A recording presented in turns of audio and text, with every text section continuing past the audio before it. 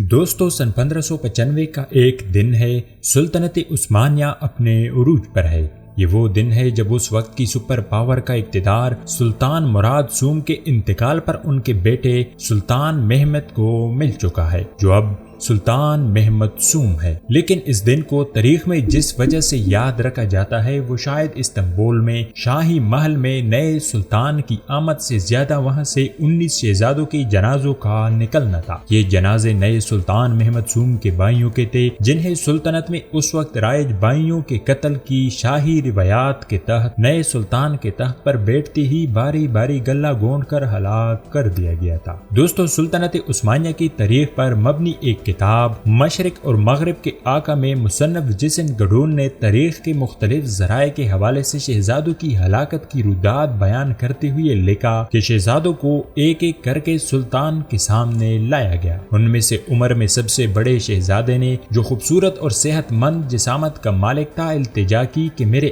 آقا، میرے بھائی جو اب میرے والد کی جگہ ہو، میری زندگی اس طرح ختم مت کرو۔ ہسٹری وائز کی ویڈیوز میں ایک بار پھر خوش آمدید۔ جن دوستوں نے ابھی تک ہسٹری وائز کو سبسکرائب نہیں کیا، ان سے گزارش ہے کہ ہسٹری وائز کو سبسکرائب کرے اور اس ویڈیو کو لائک کرے۔ دوستو غم سے نڈال سلطان نے اپنی داڑھی نوچ لی، لیکن جواب میں ایک لفظ نہ بولا۔ جسن اس دن کا ذکر جاری رکھتے ہوئے لکھتے ہیں کہ گلیوں میں یہ جنازے جاتے ہوئے دیکھ کر استنبول کے شہریوں کے دل ہل گئے تھے۔ مورخ لیسلی اپنی ایک کتاب میں ایک رپورٹ کا حوالہ دیا ہے کہ سلطان مراد سوم کے جنازے کے ایک روز بعد ہی ان کے 19 شہزادوں کے جنازوں کے موقع پر استنبول کے شہریوں کی دگنی تعداد باہر آئی تھی اور ہر آنکھ اشکبار تھی۔ دوستو 1595 سے 21 برس پیچھے جائے تو معلوم ہوگا کہ سلطان محمد سوم کے والد سلطان مراد سوم کی حکمرانی کا پہلا دن بھی مختلف نہیں تھا اور انہیں بھی ایسی ہی مشکل فیصلے کا سامنا کرنا پڑا۔ سلطان مراد کے والد سلطنت عثمانیہ کے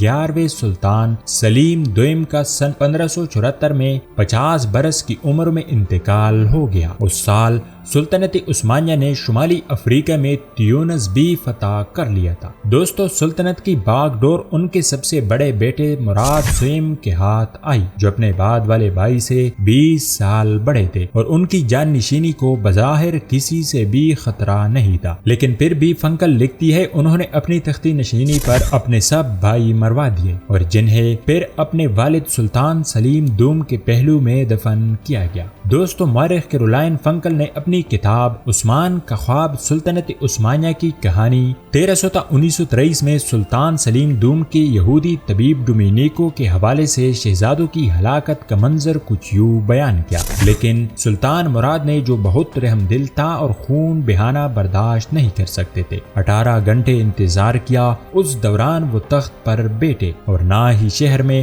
اپنی آمد کا اعلان کیا اور اپنے 9 بھائیوں کی جان بچانے کے طریقوں پر غور کرتے رہے۔ سلطنت عثمانیہ کے قانون کی خلاف ورزی کے ڈر سے انہوں نے روتے ہوئے اپنے خاص طور پر اس کام کے لیے تیار کیے گئے گونگے بہرے اہلکاروں کو شہزادوں کا گلا گونڈ کر ہلاک کرنے کے لیے روانہ کر دیا اور اس کام کے لیے ان اہلکاروں کے انچارج کو اپنے ہاتھوں سے 9 رومال دے دیے۔ دوستو مراد اور محمد کے بھائیوں کی چھوٹی چھوٹی خبریں بتاتی ہے کہ سلطنت میں اس افراتفری سے بچنے کی کیا قیمت ادا کی گئی، جو اکثر کسی نئے سلطان کی تخت نشینی کے وقت پیدا ہوتی تھی۔ دوستو درجنوں شہزادوں اور شہزادیوں کی ان ہلاکت کی قابل ذکر بات یہ ہے کہ یہ شہزادوں کا مارے جانا کسی بغاوت یا کسی اور جرم کا نتیجہ نہیں تھا، بلکہ ان میں سے کچھ تو غلطی کرنے کے قابل بھی نہیں تھے۔ جس قانون یا روایت کے تحت ان شہزادوں اور شہزادیوں کو ہلاک کیا گیا، اس کی بنیاد تقریباً 100 سال قبل 15ویں صدی میں سلطان محمد دوم کے دور میں رکھی گئی تھی،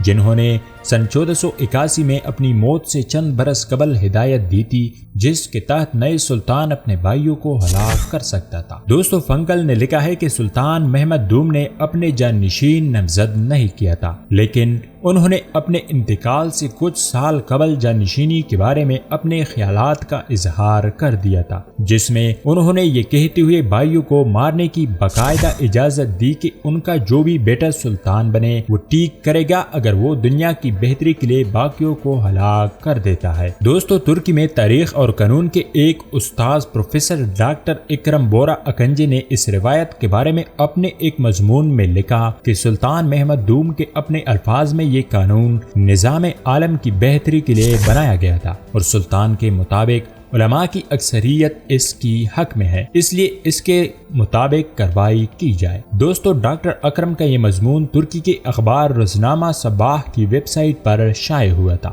ڈاکٹر اکنجی لکھتے ہیں، بے شک بھائیوں کے قتل کا قانون عثمانی تاریخ کی سب سے متنازع موضوعات میں سے ایک ہے۔ سلطنت کی تاریخ میں کئی بار اس طرح کے واقعات ہوئے جن میں زیادہ تر کو جائز سمجھا گیا، لیکن کچھ ہلاکتیں یا قتل ایسی بھی ہوئی جنہیں غلط سمجھا گیا اور تنقید کی گئی۔ دوستو، انہوں نے مزید لکھا کہ کسی شہزادے کے مارے جانے کے لیے اس کا کچھ غلط کرنا ضروری نہیں تھا اور کئی بار صرف اس خطرے کی بنیاد پر ہلاکت کو جائز سمجھا گیا کہ وہ شہزادہ یا شہزادے مستقبل میں بغاوت کر سکتے۔ دوستو، محمد سوم کے بعد سلطان احمد اول تخت نشین ہوئے، لیکن انہوں نے اپنے بھائیوں کو دباؤ کے باوجود ہلاک نہیں کروایا۔ لیکن یہ روایت اس وقت مکمل طور پر ختم نہیں ہوئی۔ تاریخ سے معلوم ہوتا ہے کہ سلطان احمد اول کے 7 بیٹوں میں سے 4 ان کے تخت پر بیٹھنے والے 2 بیٹوں سلطان عثمان دوم اور سلطان مراد چہارم کے حکم پر مارے گئے۔ امید ہے ہسٹری وائز کی آج کی یہ ویڈیو بھی ہمیشہ کی طرح آپ لوگوں کو پسند آئی ہوگی، تو اس ویڈیو کو لائک کریں، ایک اچھا سا کمنٹ کریں اور اس ویڈیو کو اپنے دوستوں کے ساتھ شیئر کریں۔ ملتے ہیں اگلی ویڈیو میں،